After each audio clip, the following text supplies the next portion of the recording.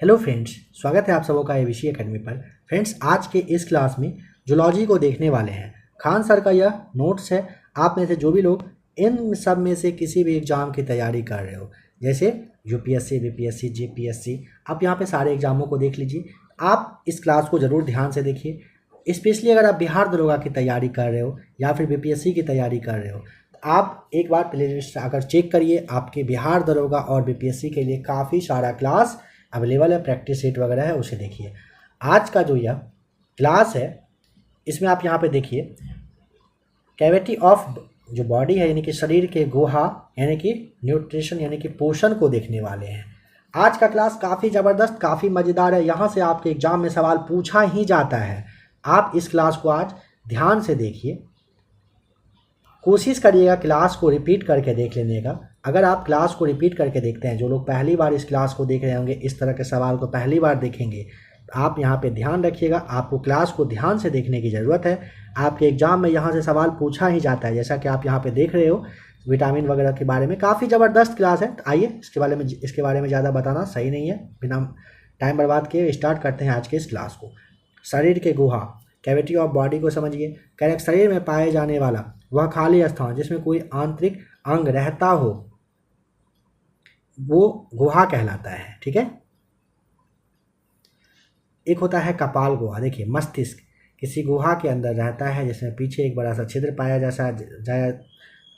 जाता है, जैसे में कि आपका फोरामेन मैग्नस होगा। मुख गुहा है, इसके अंदर जीभ, दांत पाया जाता है। वक्ष गुहा, यह छाती में पाया जाता है, इसके अंदर हृदय, फेफड़ा या फिर कहिए कि थाइमस ग्रंथि पाया जाता है। एक होता है उदर गुहा, यह पेट में पाया जाता है, इसमें अमाशय, यकृत, अग्नाशय, पित्ताशय, वृक्क, बड़ी और छोटी आंत इसमें रहता है। आप इन सबको याद कर लें, ज़्यादा अच्छा रहेगा आपके लिए। स्क्रीनशॉट चाहें तो ले लीजिए। यहाँ पे देखिए, ये जो अभी आपका है ना प्रमुख जो इकाई है शरीर का, ये आपने देखा यूनिट है। और यहाँ पे बॉडी के बारे में, शरीर के बारे में जो प्रमुख झिल्ली वगैरह होता है, इसे आप देख लीजिए। ठीक है। अब आ जाइए पोषण पर, यानी कि न्यूट्रिशन पर आइए और इसे समझिए अच्छे से। देखिए, भोजन में उपस्थित पोषक पदार्थों को तोड़कर उन्हें रक्त में मिलाना पोषण कहलाता है। पोषण में भोजन के 3 उद्देश्य हैं। एक होता है ऊर्जा प्राप्ति, दूसरा है शरीर निर्माण, तीसरा है रोग से रक्षा करना। देखिए, ऊर्जा प्राप्ति में कार्बोहाइड्रेट, वसा तथा प्रोटीन से ऊर्जा मिलती है। शरीर निर्माण में शरीर के निर्माण में प्रोटीन, जल तथा खनिज लवण से ये होता है। रोग से रक्षा में विटामिन और रोगक्षांश यानी कि जो मोटा चारा होता है, यह शरीर को रोगों से बचाने का काम करती है। भोजन के अवयव को देखिए, कंपोनेंट्स ऑफ फूड को। भोजन में 7 मुख्य जो आपका कहिए कि मुख्य जो अवयव है ये होता है, जिसमें कि पहला होता है कार्बोहाइड्रेट यानी कि शर्करा, दूसरा होता है वसा यानी कि चर्बी यानी आप कहते हैं उसे फैट, तीसरा है प्रोटीन, विटामिन, खनिज लवण, जल, साथ ही साथ है लास्ट में आपका मोटा चारा। कार्बोहाइड्रेट को समझिए, कार्बोहाइड्रेट यानी कि शर्करा, यह एक कार्बनिक पदार्थ है। शरीर के निर्माण में यह 1% भाग लेता है तथा इसका सामान्य सूत्र होता है C6H12O6 कार्बोहाइड्रेट का, जिसमें C6H12 और O6 के बीच में अनुपात अगर पूछेगा 1:2:1 होता है। कार्बोहाइड्रेट ऊर्जा प्रदान करता है। 1 ग्राम कार्बोहाइड्रेट से 4.2 किलो कैलोरी ऊर्जा प्राप्त होता है। कार्बोहाइड्रेट 3 प्रकार का होता है। एक होता है मोनोसेकेराइड। मोनोसेकेराइड में यह सबसे सरल शर्करा कार्बोहाइड्रेट है। इसमें कार्बन के मात्र 1 अणु होते हैं, जिसमें ग्लूकोज, फ्रक्टोज, ग्लैक्टोज और राइबोज होते हैं। तुरंत ऊर्जा की प्राप्ति के लिए ग्लूकोज दिया जाता है। सबसे मीठा शर्करा फ्रक्टोज होता है, काफ़ी बार आपने पढ़ा होगा, जो फलों में पाया जाता है। सैकरीन चीनी से 550 गुना मीठा होता है। राइबोज नामक शर्करा डीएनए और आरएनए में पाया जाता है। डाइसेकेराइड को समझिए, यह शर्करा 2 कार्बोहाइड्रेट अणु से मिलकर बनता है। डाइसेकेराइड जो है ना शर्करा, यह जो है 2 कार्बोहाइड्रेट अणु से मिलकर बनता है। यह मोनोसेकेराइड की तुलना में जटिल होता है। देखिए, सुक्रोज के लिए ना ग्लूकोज प्लस फ्रक्टोज का मिलना जरूरी है, लैक्टोज के लिए ग्लूकोज प्लस गैलेक्टोज का और माल्टोज के लिए जो होता है ये ग्लूकोज प्लस ग्लूकोज का मिलना ज़रूरी होता है। रिमार्क, छोटी आंत से निकलने वाला एंजाइम सुक्रोज, सुक्रेज जो है ये सुक्रोज को तोड़ता है। लैक्टोज, लैक्टेज करके है ये लैक्टोज को तोड़ता है, तथा माल्टेज करके है जो माल्टोज को तोड़ने का काम करता है। सामान्य प्रयोग में आने वाला टेबल चीनी जो चीनी होता है सुक्रोज का बना होता है। सुक्रोज गन्ना तथा चुकंदर में पाया जाता है। सुक्रोज कहाँ पर? तो गन्ना और चुकंदर में पाया जाता है। दूध में लैक्टोज जो है शर्करा, जबकि कैसीन प्रोटीन में पाया जाता है। दूध में लैक्टोज शर्करा और कैसीन जो है प्रोटीन में पाया जाता है। पॉलीसैकेराइड यह सबसे जटिल शर्करा है। इसके निर्माण में 2 से अधिक मोनोसैकेराइड भाग लेते हैं, जैसे काइटिन, सेलुलोज, स्टार्च यानी मंड और आपका जो हो जाएगा ग्लाइकोजन। पौधे में ग्लूकोज का निर्माण होता है, किंतु वे इसे स्टार्च यानी कि मंड के रूप में संचित रखते हैं, अर्थात स्टार्च ग्लूकोज का बहुलक है। स्टार्च को ए यानी कि अल्फा इस तरह से ग्लूकोज भी कहते हैं। स्टार्च आयोडीन घोल को काला या नीला कर देता है, अतः आयोडीन के जांच के लिए स्टार्च का प्रयोग किया जाता है। आयोडीन के जांच के लिए किसका? आयोडीन स्टार्च का यूज करते हैं। स्टार्च जल में घुलनशील नहीं है। कैप्सूल स्टार्च यानी कि मंड का ये बना होता है। कीटों की त्वचा तथा बाह्यकाल काइटिन का बना होता है। पेड़ पौधों की छाल सेलुलोज की होती है। कागज, कपास तथा नोट सेलुलोज का बना होता है। सेलुलोज एक तंतु आहार है जिसे जानवर पचा लेता है, किंतु मानव और जो सूअर है ये नहीं पचा पाता है। कौन नहीं पचा पाता है? मानव और सूअर। क्या नहीं पचा पाता है? सेलुलोज को। सेलुलोज को इस तरह से बीटा ग्लूकोज भी कहते हैं। अनाज के बाहरी परत पर स्टार्च यानी कि मंड रहता है, जबकि अनाज के आंतरिक भाग में कार्बोहाइड्रेट रहता है, अर्थात चोकर में स्टार्च जबकि आटा में कार्बोहाइड्रेट होगा। वसा यानी कि चर्बी को समझिए, यह कार्बनिक होता है, शरीर के निर्माण में 15% भाग लेता है। यह महिलाओं में अधिक पाया जाता है। कार्बोहाइड्रेट को खर्च नहीं करने पर यह वसा में बदल जाता है। हमें सर्वाधिक ऊर्जा वसा से ही मिलती है। 1 ग्राम के वसा के पूर्ण ऑक्सीकरण यानी टूटने में हमें 9.3 कैलोरी ऊर्जा प्राप्त होती है। वसा ग्लिसरॉल तथा वसीय अम्ल का एक एस्टर होता है। पायरेटिक अम्ल एक अनिवार्य वसीय अम्ल है। ऊँट के कुबर में वसा पाया जाता है। वसा शरीर के तापमान को बनाए रखता है तथा शरीर को चोट लगने से बचाता है और सुंदर बनाता है। बहुत से विटामिन वसा में घुलनशील होते हैं, जैसे में विटामिन ए, डी, ई और के। देखिए प्रोटीन को समझिए, यह एक अत्यधिक जटिल कार्बनिक पदार्थ है। प्रोटीन C1H1O और N से मिलकर बनता है और यह एक नाइट्रोजनी पोषक होता है। प्रोटीन का निर्माण 20 प्रकार के अमीनो अम्ल से मिलकर होता है। प्रोटीन का निर्माण 20 प्रकार के अमीनो अम्ल से मिलकर होता है, जिसमें से कि 10 प्रकार का अमीनो अम्ल हमारे शरीर में पहले से रहता है और 10 प्रकार का अमीनो अम्ल हमें भोजन से ग्रहण करना होता है। अतः प्रोटीन जो है अमीनो अम्ल का बहुलक होता है। बच्चों में 15 साल के आयु तक थाइमस ग्रंथि के द्वारा प्रोटीन का निर्माण होता है। शरीर के निर्माण में 15% योगदान रहता है। 1 ग्राम प्रोटीन के ऑक्सीकरण 4.3 किलो कैलोरी ऊर्जा प्राप्त होती है। सभी प्रकार के एंजाइम प्रोटीन होते हैं, किंतु सभी प्रोटीन एंजाइम नहीं होते हैं, ध्यान रखिएगा। प्रोटीन के कमी से मैरस्मस तथा क्वार्सिकोर्स नामक बीमारी होता है। मांसपेशी में मायोसिन प्रोटीन पाया जाता है। दूध में कैसीन प्रोटीन होती है। गेहूं में ग्लूटामीन प्रोटीन होता है। रक्त में ग्लोबुलिन प्रोटीन होता है। कीटों के बाह्य कंकाल में कैरोटीन प्रोटीन रहता है। मानव शरीर के वृद्धि विकास के लिए अति आवश्यक है। सर्वाधिक प्रोटीन सोयाबीन है, फिर आपका मशरूम होगा, फिर आपका दाल होगा। विटामिन को देखिए, यह कार्बनिक होता है। इसकी खोज ल्यूमेन ने किया था, जबकि नामकरण फंक नामक विद्वान के द्वारा किया गया था। यह रोगों से रक्षा करता है, अतः शरीर के लिए प्रतिरक्षक है। जल में घुलनशील विटामिन कौन कौन सा है? बी और सी है। वसा में घुलनशील विटामिन कौन कौन सा हो जाएगा? ए, डी को छोड़ दीजिएगा तो फिर बी और सी को छोड़ना पड़ेगा, तो ए, डी, ई और के हो जाएगा।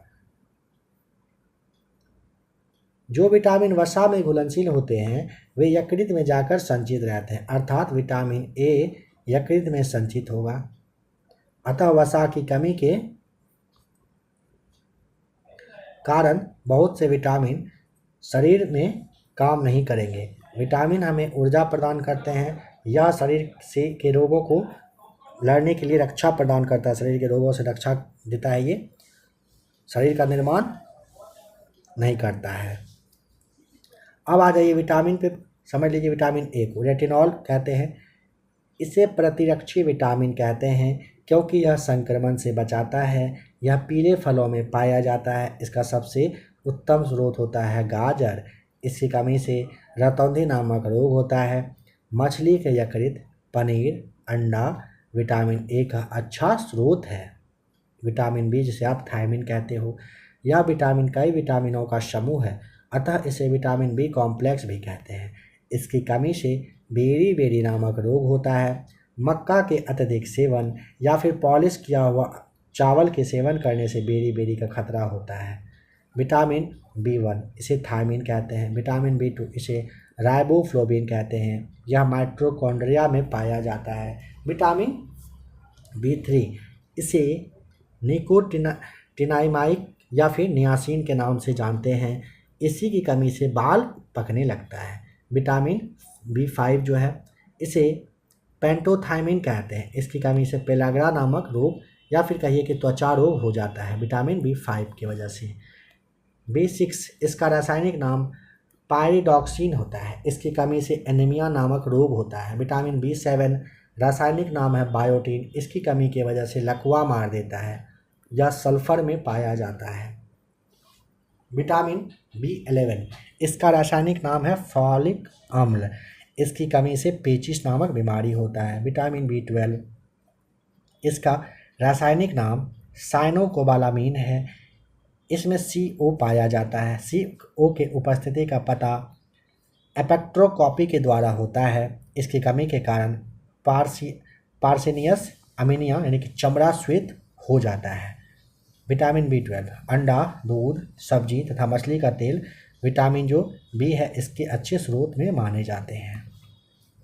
विटामिन बी7 जिसे आप बायोटीन कहते हो, विटामिन बी7 को ही विटामिन H भी कहा जाता है। विटामिन सी को समझिए, इसका रासायनिक नाम स्कॉर्बिक अम्ल है।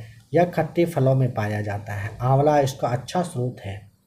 दूध, अंडा तथा मांसाहारी भोजन में विटामिन सी नहीं पाया जाता है। विटामिन सी शराब पीने या सब्जी छीलने से नष्ट हो जाता है।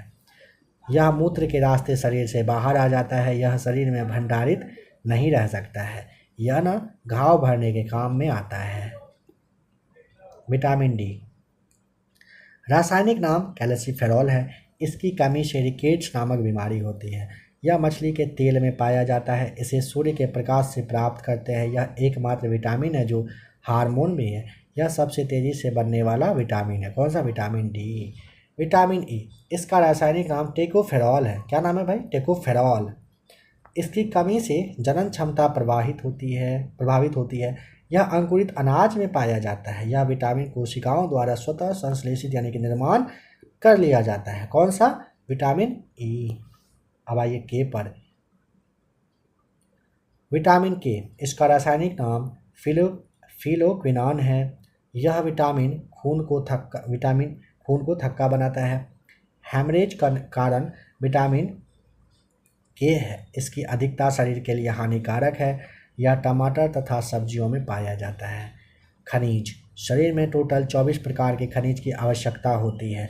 ये कार्बनिक नहीं होती है बल्कि ये अकार्बनिक होती है, इसे ध्यान रखिएगा। खनिज दो तरह के होते हैं, ठीक है।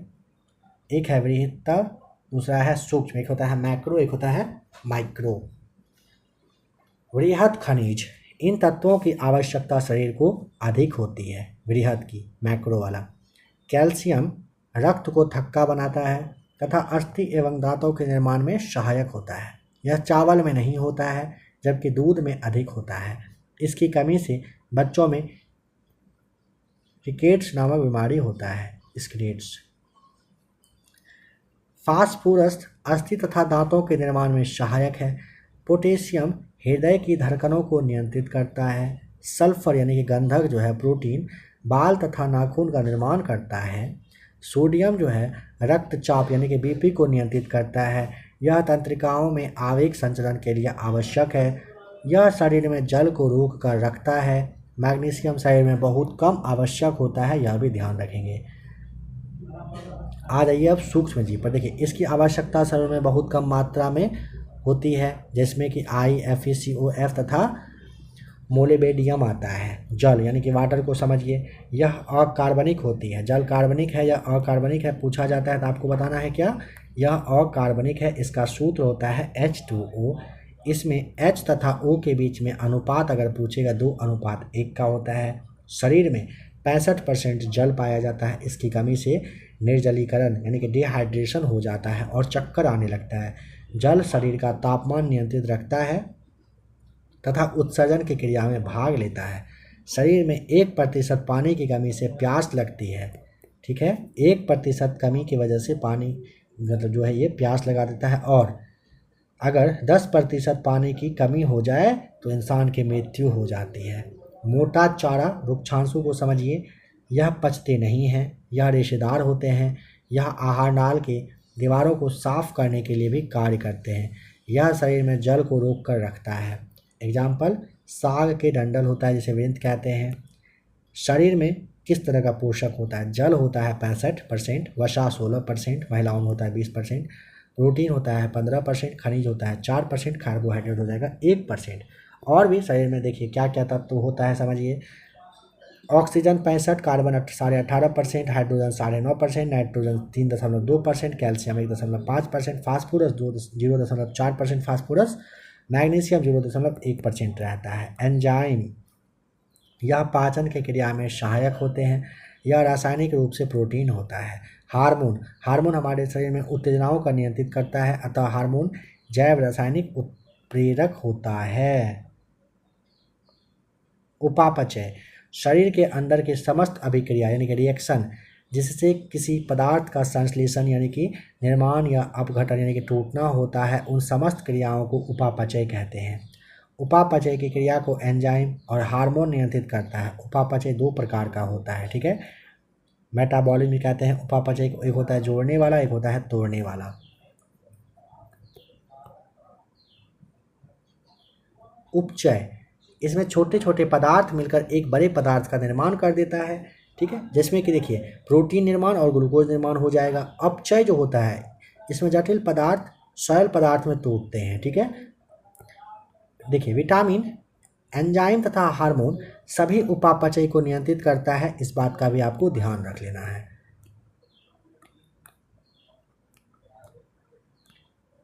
अब यहाँ से वन लाइनर जैसा कि आप यहाँ पे देख रहे हो, अब देखने वाले हैं वन लाइनर क्वेश्चंस को। ठीक है, आइए देखिए, काफ़ी ज़बरदस्त वन लाइनर है, याद कर लीजिएगा इसे। एथलीट को किससे जल्दी और ज़्यादा ऊर्जा मिलती है? कार्बोहाइड्रेट से। अभी आपने थोड़ी देर पहले देखा था अच्छे से, कार्बोहाइड्रेट से। लंबे समय तक कठोर शारीरिक कार्य के पश्चात मांसपेशियों में थकान का अनुभव होना ग्लूकोज का अपक्षय की वजह से होता है। रक्त ग्लूकोज स्तर सामान्यतः व्यक्त किया जाता है भाग प्रति मिलियन में। शरीर में ऊतकों का निर्माण किससे होता है? प्रोटीन से। प्रोटीन को माना जाता है शरीर का निर्माण करने वाला। एंजाइम मूल रूप से क्या है? एंजाइम है मूल रूप से प्रोटीन। जैविक सिस्टम में रासायनिक क्रिया की प्रक्रिया को तेज करने में उत्तरदायी पदार्थ का नाम है एंजाइम। कैप्सूल का आवरण बना होता है स्टार्च का। शहद का प्रमुख घटक है फ्रक्टोज। कौन सी शर्करा तत्काल ऊर्जा प्रदान करती है? ग्लूकोज। शहद में मुख्यतः होते हैं कार्बोहाइड्रेट। सर्वाधिक ऊर्जा प्रदान करता है कार्बोहाइड्रेट। मानव शरीर में कार्बोहाइड्रेट पुनः संग्रहण होता है ग्लाइकोजेन में। शाकाहारी अधिकतम प्रोटीन पाते हैं कहाँ से? दाल से। ऊँट बिना पानी पिए कुछ दिनों तक मरुस्थल में रहता है। ऐसा वह कर पाता है क्योंकि ना अपने इस कुबर में जमा किए चिकनाई का प्रयोग करके वह ऐसा करता है। हृदय की धड़कन का नियंत्रण जो है करने के लिए कौन सा खनिज आवश्यक है? पोटेशियम। उपास्थि तथा हड्डियों के निर्माण में और संपोषण में आवश्यक तत्व होता है कैल्शियम। प्रचुरतम मात्रा में खाद्य प्रोटीन के दो ज्ञात स्रोत कौन से हैं? सोयाबीन और मूंगफली हो जाएगा। दूध में प्रोटीन और कार्बोहाइड्रेट के अतिरिक्त पोषणदायक अन्य तत्व सम्मिलित होते हैं, कैल्शियम और के। सीमेंट और अस्थियों दोनों विद्यमान होती है कहाँ पर? कैल्शियम में। किसकी कमी से एनीमिया रोग होता है? लोहा की कमी से। किस विटामिन का संबंध रक्त के थक्का जमने से? विटामिन के का। मानव शरीर में औसतन ऑक्सीजन का तत्व कितना प्रतिशत होता है? 50। पालक के पत्तों में किसकी मात्रा अधिक होती है? ये होता है किसका? लोहा का होता है ना। आयरन की कम आयरन होता है। ऑप्शन नहीं, मतलब आयरन हो जाएगा। सबसे अधिक आयरन किस में पाया जाता है? हरी पत्तेदार सब्जियों में। टाइफाइड से शरीर का कौन सा अंग प्रभावित होता है? आंत। किसकी कमी से दंत क्षय होता है? फ्लोरीन की कमी से। गहरे तले हुए खाद्य पदार्थ कैंसर जनक होते हैं क्योंकि उसमें प्रचुरता होती है वसा की। किस भारी धातु की विषाक्तता यकृत सिरोसिस पैदा करती है? तो यहाँ पे हो जाएगा कॉपर की। कार्बोहाइड्रेट के अलावा हमारे आहार में ऊर्जा का एक प्रमुख स्रोत है वसा। रक्त का थक्का बनाने में इनमें से कौन सा अवयव मदद करता है? विटामिन के। मानव शरीर रचना के संदर्भ में एंटीबॉडीज होते हैं, प्रोटीन्स। पीलिया किसके संक्रमण की वजह से होता है? यकृत के। अरक्तता में किसकी मात्रा कम हो जाती है? हीमोग्लोबिन की। शरीर की विभिन्न गतिविधियों के लिए ऊर्जा स्रोत है कार्बोहाइड्रेट हो जाएगा। 14 वर्ष तक की आयु के बच्चों के विकास के लिए सबसे अधिक महत्वपूर्ण है प्रोटीन। मानव शरीर में संक्रमण को रोकने में मदद करने वाला विटामिन है ए। विटामिन B6 की कमी से पुरुष में हो जाता है अरक्तता। कैसीन दूध होता है प्रोटीन। किसकी उपस्थिति के कारण दूध में मिठास आ जाती है? लैक्टोज के। कोलेस्ट्रॉल क्या है? जंतु वसा में उपस्थित वसीय अल्कोहल होता है। वसा में घुलनशील विटामिन होते हैं कैल्सिफेरॉल, कैरोटीन और टोकोफेरॉल। शरीर की कैलोरी आवश्यकता गर्मी की अपेक्षा सर्दियों में बढ़ जाती है क्योंकि अधिक कैलोरी आवश्यक है शरीर का ताप बनाए रखने के लिए। पौधों और जंतुओं में कार्बोहाइड्रेट किस रूप में संचित रहता है? स्टार्च और ग्लूकोज के रूप में। दिल का दौरा किस कारण से होता है? हृदय में रक्त आपूर्ति की वजह से होता है। तो यह वाला क्लास हो जाता है यहीं पे खत्म। आशा करता हूँ कि आज का भी क्लास आपके लिए अच्छा रहा होगा। आप लोग क्लास को रिपीट करके ज़रूर देखिए। हो सकता है कि आज का क्लास आपके लिए थोड़ा सा मुश्किल भरा रहा हो। आप में से जो भी लोग बिहार दरोगा की तैयारी कर रहे हैं, बीपीएससी की तैयारी कर रहे हैं, बिहार पुलिस वगैरह की तैयारी कर रहे हैं, बीएसएससी है इसकी तैयारी कर रहे हैं, रेलवे की कर रहे हैं, आप आ जाइए चैनल पे। क्लास आपके लिए ढेर सारा है, उसे देखिए। इसके अलावा भी आप इन सब में से जिस भी जॉब की तैयारी कर रहे हो, आप यहाँ पे NCERT सार संग्रह देख सकते हो। साथ ही साथ खान सर का क्लास जो अभी आप देख रहे हो, इस तरीके का और भी काफ़ी सारा क्लास ज़रूर देख करके अपने एग्ज़ाम में अपना मार्क्स को अच्छा कर सकते हैं। आशा करता हूँ क्लास अच्छा लगा होगा। क्लास अगर पसंद आया हो तो आप वीडियो को लाइक ज़रूर कर दीजिएगा।